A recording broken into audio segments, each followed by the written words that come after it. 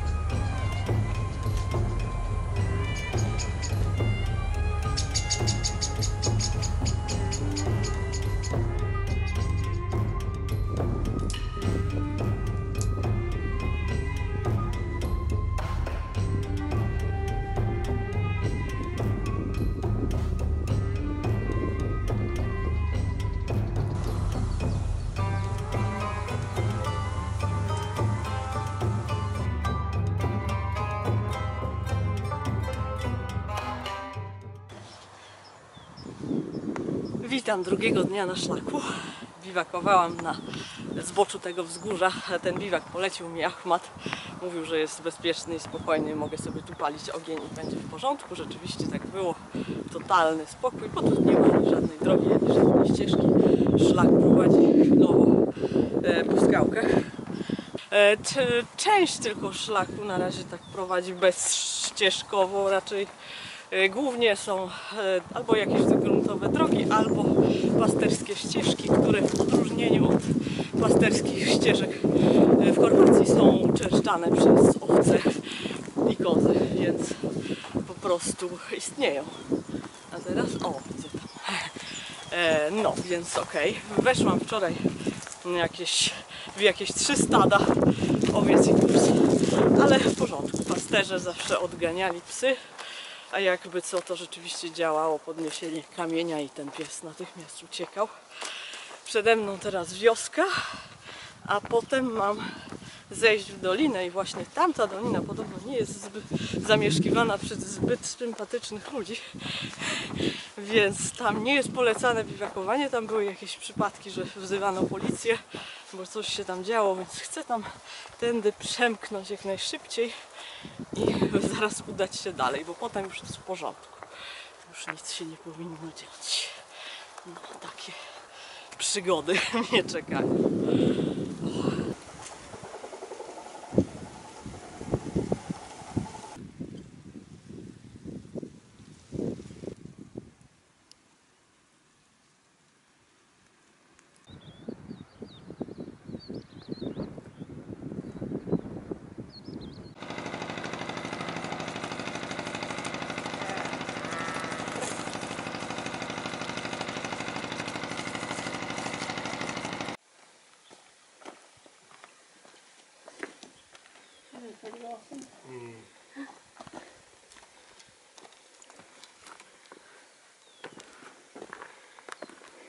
Przerwa na lunch. Poznałam na trasie sympatyczną parę z Australii. Australia jest Australia. Robią północną część szlaku jordańskiego, więc nie całość. Ale idziemy podobnym tempem i sobie rozmawiamy właśnie. W cieniu sobie siedliśmy, obok jest studnia z kranem, niezaznaczona na mapie. O właśnie. I woda leci.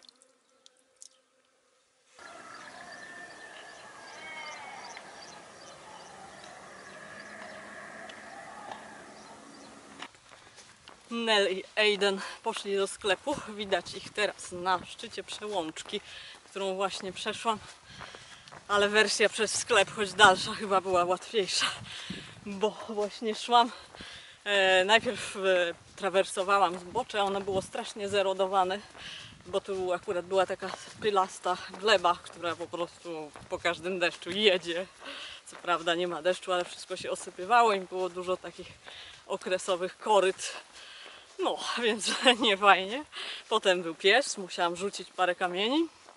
No i wyszłam na tą przełączkę, też nawigacyjnie było średnio, teraz osiągnęłam drogę gruntową. No. Niedługo Ziglab, jeszcze z 2 km.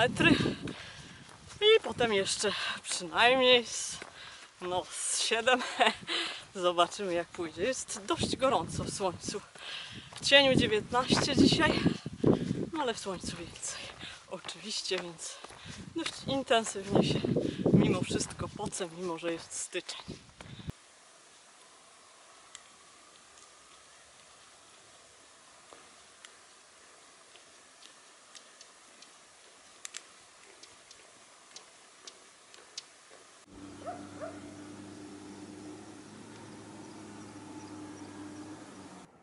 Oznakowanie się bardzo popsuło, więc szłam raczej tak na wyczucie, no ale znalazłam znak, który teraz sprowadza tutaj w dół. Mam nadzieję, że to nie będzie jakieś ultra strome. No nie było źle, zeszłam na dół, nawet parę znaków też się znalazło. I teraz z polami do najbliższej dróżki.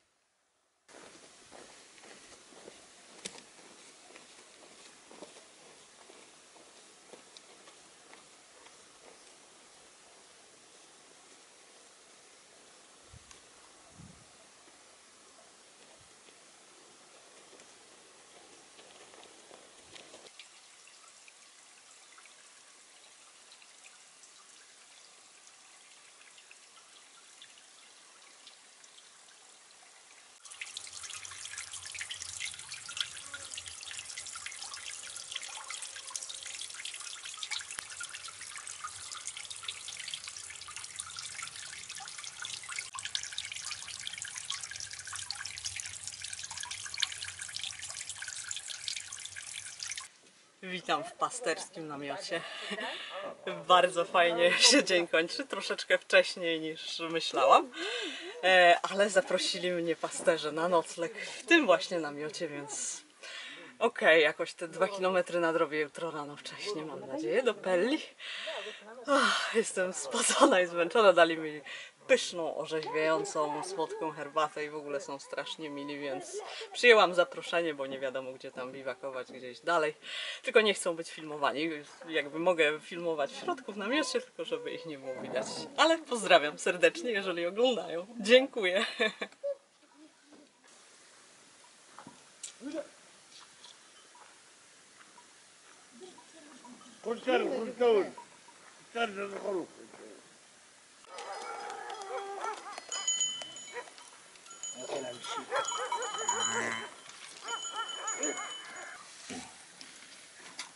Lubię. A na końcu takie ziemniaczki.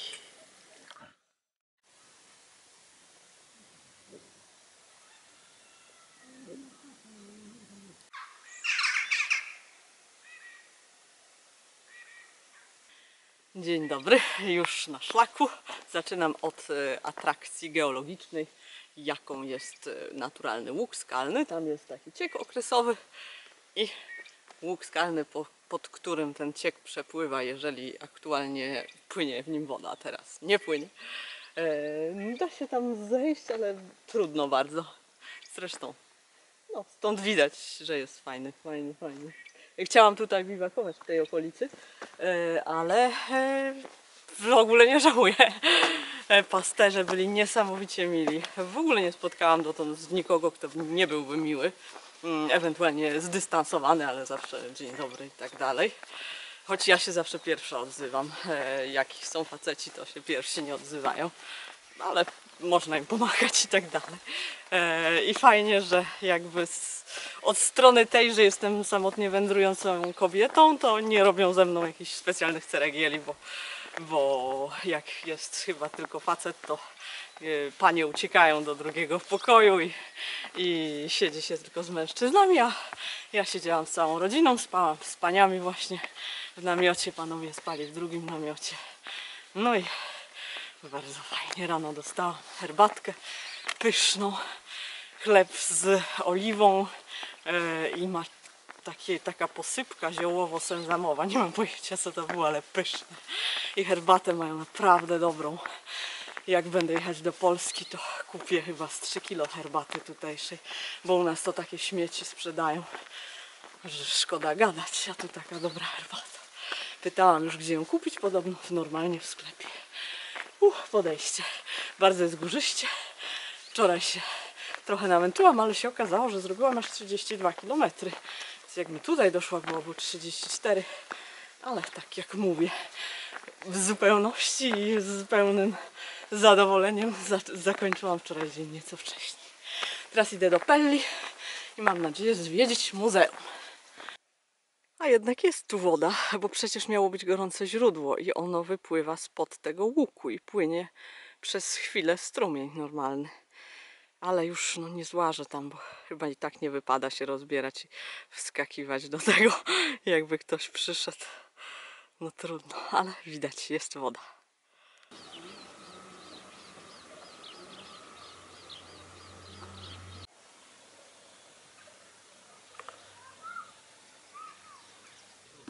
Nie ma jak zacząć dzień od fantastycznych ruin. Jeszcze od kawy dodatkowo, bo panowie z ochrony zaprosili mnie na kawę. Był też taki turystyczny policjant, który zrobił zdjęcie mojego paszportu i wziął ode mnie numer telefonu, podobno, żeby wszystko było w porządku i bezpiecznie. Więc cała policja już wie, że wędruję szlakiem. I błąkam się trochę po ruinach. Te fajniejsze właśnie są odkrywane. Dużo jest jeszcze do odkrycia, bo tu wszędzie są jakieś kopczyki z kamieniami i jak to wszystko wykopią, to chyba będzie gigantyczne miasto. To było jedno też z tych głównych miast rzymskich, ale nie tylko rzymskie ruiny tu są. Jest też bizantyjski kościół, który jest na górce. I za mną jest kompleks świątynny Kananejczyków. Nawet widać mozaikę, którą właśnie panowie odsłonili. Może ją pokażę tak lepiej za chwilę, bo Kananejczycy to byli ci, którzy tu mieszkali zanim, znaczy tam generalnie chyba po drugiej stronie Jordanu, ale tu chyba też na to wygląda. To byli ci, którzy tu mieszkali, zanim Mojżesz przyprowadził Izraelczyków. Historia o tym, jak zobaczył z góry Nebo, na której będę właśnie tą krainę, ziemię obiecaną. No, ta ziemia była już zamieszkana przez właśnie Kananejczyków, no i Izraelici ich potem podbili. No więc mamy coś jeszcze sprzed Izraelczyków. I ta mozaika bajeczna. Nie wiem, jakie jest datowanie. Zakładam, że mozaika jest rzymska, ale tam w środku musi być ta świątynia, bo jest tak napisane na mapie. Światło cienie utrudniają pracę z kamerą, ale tam właśnie jest ta mozaika. Jest taki zygzak, taki warkoczyk ułożony we wzorek i reszta jest chyba w jednym kolorze. Myślę, że to jest właśnie ta świątynia. Gabaryt by na to wskazywał i potem szereg mniejszych i jeszcze starszych pomieszczeń, no bo są położone o wiele niżej. Kopią i kopią i im głębiej, tym więcej się znajduje. Niesamowite miejsce.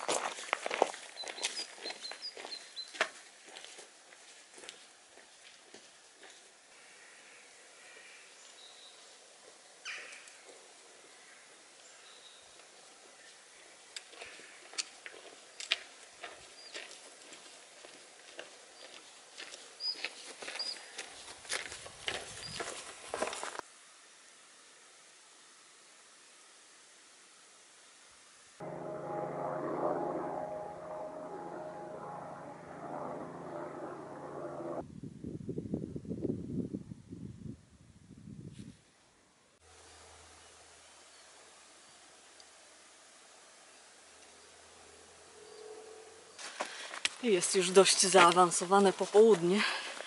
Przeszłam przez miasteczko, przeszłam najpierw przez taki kanion, a teraz jestem na ścieżce. Jeszcze mi się trochę mąci w głowie od upału, ale ścieżka jest piękna. Dęby takie tutaj niewielkie, ale dające cień. Rosną i ścieżka jest fajnie wydeptana. Trochę jak w Chorwacji, tylko że ścieżka jest wydeptana. Nieustannie mam skojarzenia z Chorwacją, bo tam było w zasadzie podobnie, tylko nie było owiec. No. Myślę już o biwaku, ale jeszcze z 2,5 godziny muszę przynajmniej przejść. No bo niestety mam opóźnienie. Prawo, lewo. Chyba tutaj. Okazało... Nie, tutaj. Okazało, na szczęście to jest znakowane jeszcze. Wcale nie przeszłam wczoraj 32 km, tylko zaledwie 25,5. I dzisiaj zanosi się, że nie zrobię 27,5 tak jak chciałam, tylko że wyjdzie troszeczkę mniej. No teren, gorąco teren. Teraz jest jedyny taki fragment, że się fajnie idzie, bo tak, to ogromna ilość przewyższeń, no i kamieniście bardzo i częste szukanie, gdzie właściwie jest szlak, bo to oznakowanie nie jest perfekcyjne. Tu akurat jest naprawdę fajnie. No, tak wygląda sytuacja. Bardzo dużo jaskiń. Ta jest taka szczególnie fajna i rozległa. Widać, że ludzie palą ogniska w środku z mniejszym lub większym skutkiem. Raczej mniejszym, bo chyba nie ma gdzie dym uciec. Ale fajna, fajna. Chyba sztucznie pogłębiana i coś tu kopano. Pewnie wydobywano skałę. A tutaj źródło, z którego chcę wziąć wodę na wieczór. Na szczęście wzięłam w mieście trochę więcej kranowej. No bo to wygląda obrzydliwie. Pełno śmieci tu leży i taka stagnująca ta woda. Niefajne źródełko. Miałam jeszcze jakieś nadzieje co do strumyka, ale ani kropli wody w nim nie ma. Dolina jest dość wilgotna, ziemia tutaj jest wilgotna, jest mnóstwo biwaków, bo lokalsi bardzo lubią pikniki i wszędzie są miejsca na ognisko i niektóre biwaczki są naprawdę słodkie, pomijając ilość śmieci. Niestety plastików w Jordanii jest potwornie dużo, źle to wygląda. Ja raczej nie celuję w żaden taki uczęszczany biwak, bo wolę, żeby nikt mnie nie widział. Zresztą jeszcze godzina jasności została do nastania nocy, więc lecę.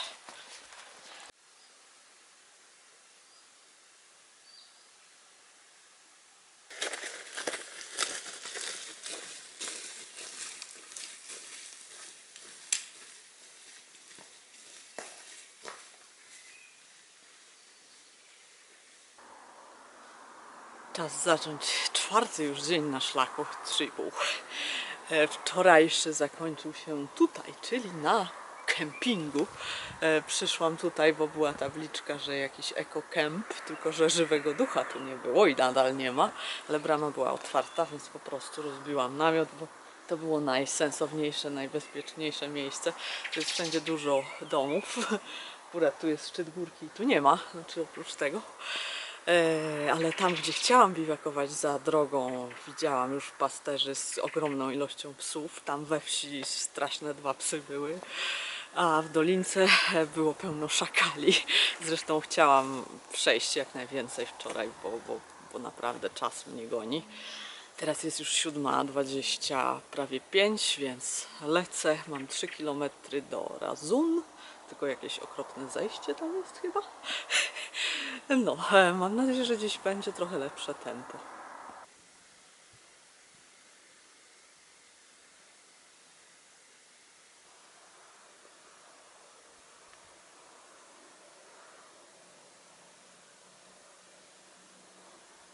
Noc była chłodna.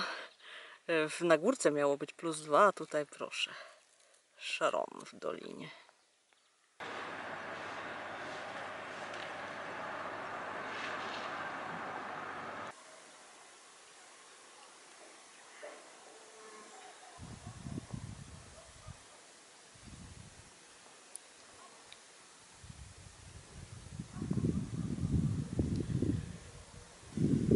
Chciałam zjeść tutaj lunch, ale nie wyszło. Mój żołądek zaskowyczał z głodu już wcześniej.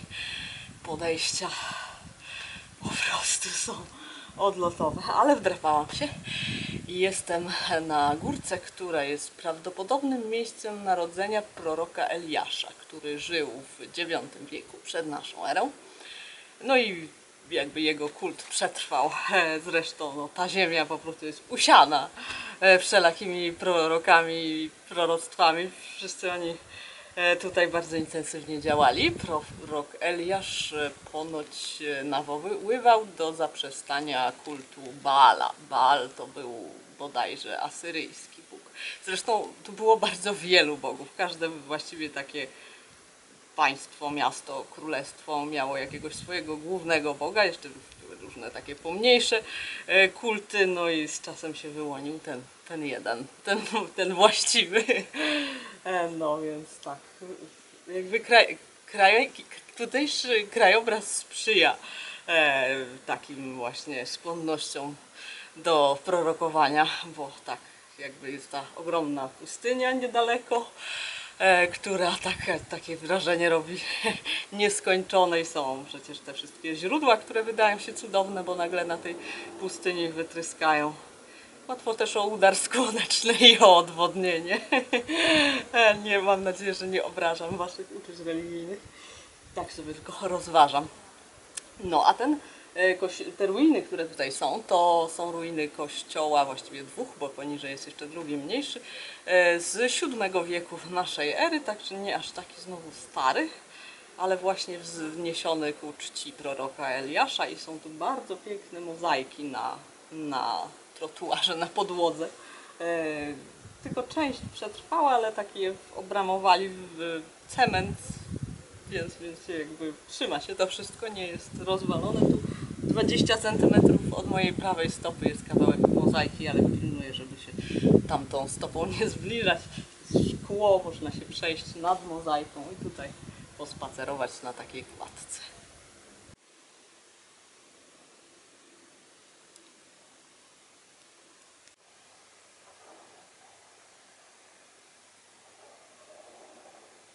Tutaj jest ta mniejsza kaplica, prawdopodobnie używana podczas pogrzebów, bo tu też są jaskinie, które służyły jako grobowce.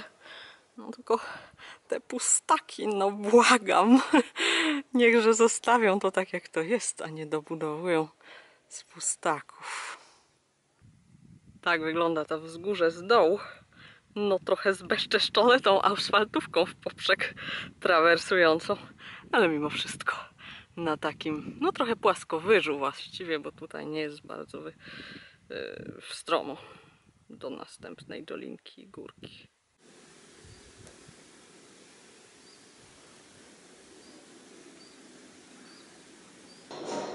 Jestem pod zamkiem Ajun. Wybaczcie, jest to bardzo głośno, robię jakiś remont. Nie mam chyba sklepu po drodze, tak jak myślałam, że mam, więc tutaj w Centrum Informacji Turystycznej jest też knajpka. Zafundowałam sobie takie mięsko z grillozowanymi warzywami, do tego jest chlebek, ceny turystyczne 8 dinarów, no ale głodna jestem, no więc trudno. Tak, no. Tak, muszę dalej naciągać nogi. Mam nadzieję, że zrobię przynajmniej planowe 27 km, a może uda się 30, ale muszę odpuścić zamek.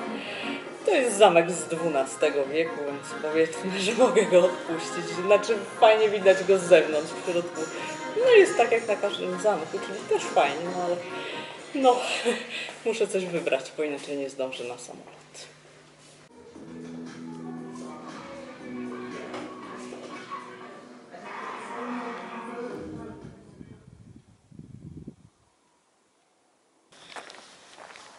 Piękne sosny tutaj rosną.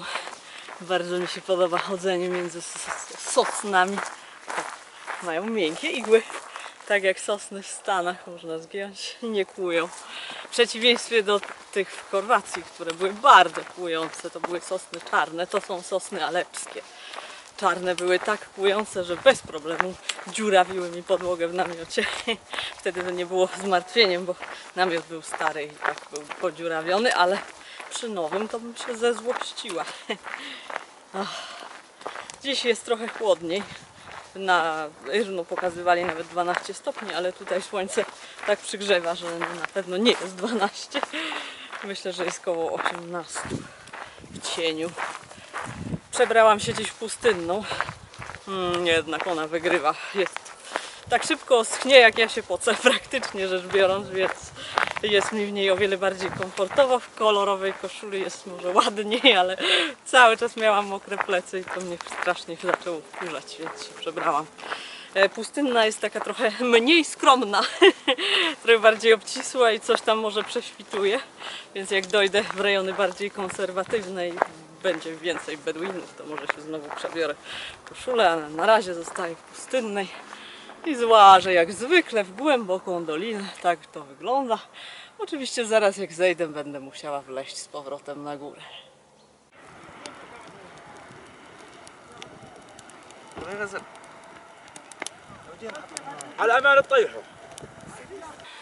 Spójrzcie na to podejście, które jest za mną. To jest niewiarygodne, jak tu jest stromo. Zjeżdżał samochód i nawet zniknął. Na moment nie mogłam go zobaczyć. Tak bardzo zniknął za tym stromym podjazdem, za mnie podejściem. Chciałam nagrywać, aż jak już wejdę na górę, ale nie byłoby realistycznie, więc patrzcie, jak się męczę. Zeszłam na dół, po drodze dostałam kawę, potem były straszne krzaki, wymęczyłam się, a potem chłopcy zaprosili mnie na herbatę, była za gorąca, więc przelałam sobie do butelki, w której już miałam cytrynę. Jeszcze dolałam sobie do tego wody, bo tu ta herbata jest bardzo mocna, więc wyszła mi cała butelka herbaty, zaraz się skończy, bo piję jak smok. A po drodze jeszcze spotkałam mały sklepik, gdzie kupiłam takie jakieś smażone ciastka na jutro, na śniadanie i 2 paczki chipsów, więc kwestia potasu i sodu, bardziej sodu, z potasem to słabo, jest załatwiona. Hello! Wszyscy mówią hello i jest bardzo miło.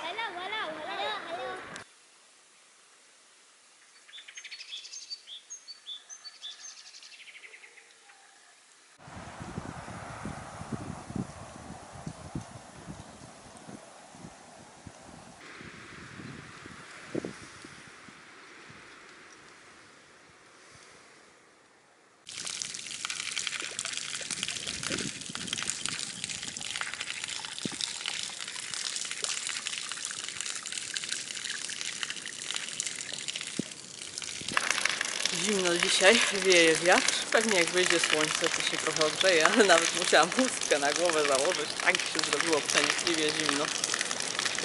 Niedaleko mojego biwaczku, który był na szczycie tamtego wzgórza, jest źródełko. Biwak był fajny, ale z początku się mocno stresowałam. W pobliżu były psy, które zaczęły bardzo szczekać. To było jedyne takie miejsce z sosnami, gdzie mogłam się rozbić. Zaczął zapadać mróz. I jak już się zaczęłam rozbijać, to te psy zaczęły, ale okazało się, że one były za płotem, więc nie groźne, tylko strasznie ujadały wieczorem. Ale ktoś się na nie zagwizdał i potem dały spokój i spałam jak kamień. I rano nie szczekały, dopiero jak wyszłam z mojego biwaczku. Ale tak, psy są tutaj najbardziej stresujące ze wszystkiego.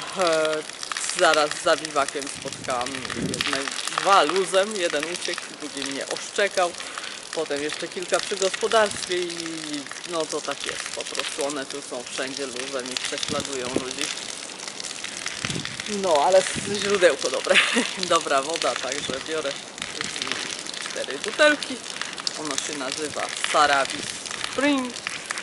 No i zobaczymy, które się udało te 30 ponad wykręcić. Mam nadzieję, że dziś również.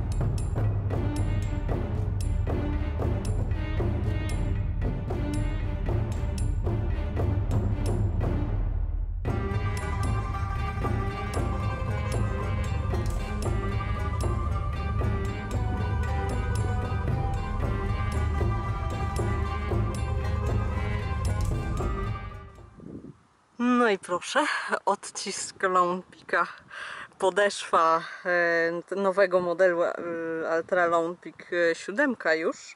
Poznaję po tym, że ta stópka jest bardziej w środku podeszwy w stosunku do tego, co było kiedyś. Możecie obejrzeć, że ta górna jest moja, 4,5, a ta dolna właśnie jest czyjaś. Ktoś musiał sobie tutaj biwakować. Czyli jestem chyba niedaleko, bo ślad jest dosyć świeży. To jest miejsce zaznaczone w aplikacji jako pole biwakowe, jako miejsce do biwakowania. Więc cóż, mam nadzieję, że spotkam znowu kogoś, kto też jest na szlaku.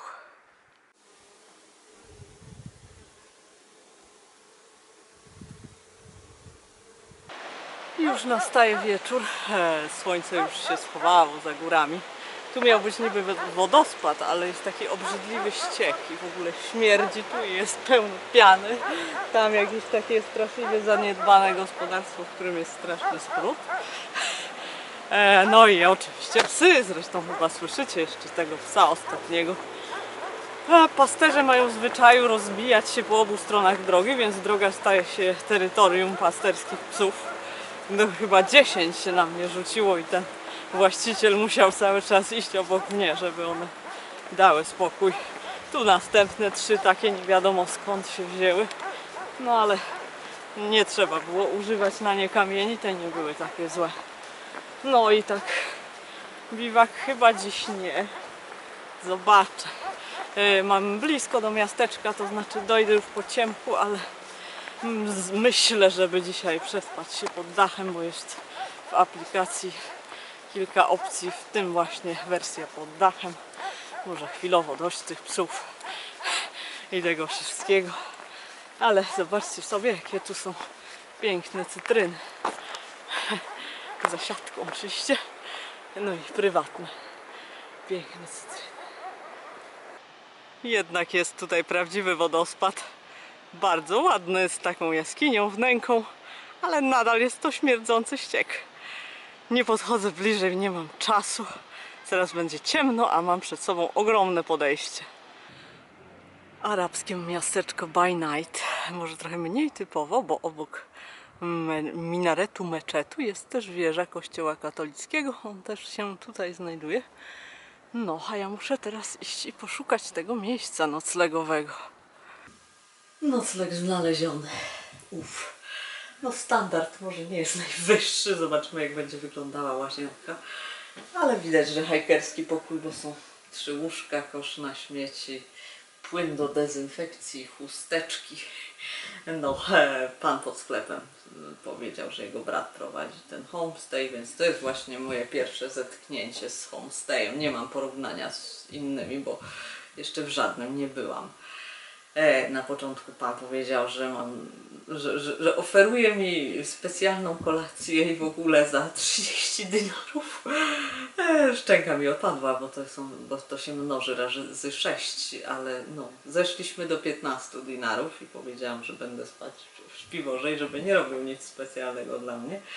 Coś tam zrobię i grzeje się pod prysznic woda, no więc trochę drogo, ale no już potrzebuję prysznica i chcę odpocząć od tych cholernych psów i tego, że się ich boję potem, że mnie takie chodzące luzem w nocy jakoś tam najdą. Nikt mnie niestety po drodze nie zaprosił. Bywa. No, ale okej, tylko trochę daleko do centrum, no ale z górki. 36,4 km dziś zrobiłam, bo był głównie asfaltowy dzień, więc fajnie. Trochę sobie odpoczęłam. Tak się odpoczywa. No ale w porównaniu z 25, no to 36 to jest duża różnica. Więc trochę nadrobiłam. No jutro chcę wyjść standardowo między 7 a 7:30 i dalej w drogę do Salt i jeszcze gdzieś tam dalej. W związku z wynegocjowaną przeze mnie ceną nie dadzą mi kolacji, to znaczy jajka są moje, ale resztę wyżebrałam. Mam od nich tutaj chleb i warzywa i taki śmieszny ogórek w oliwie macerowany.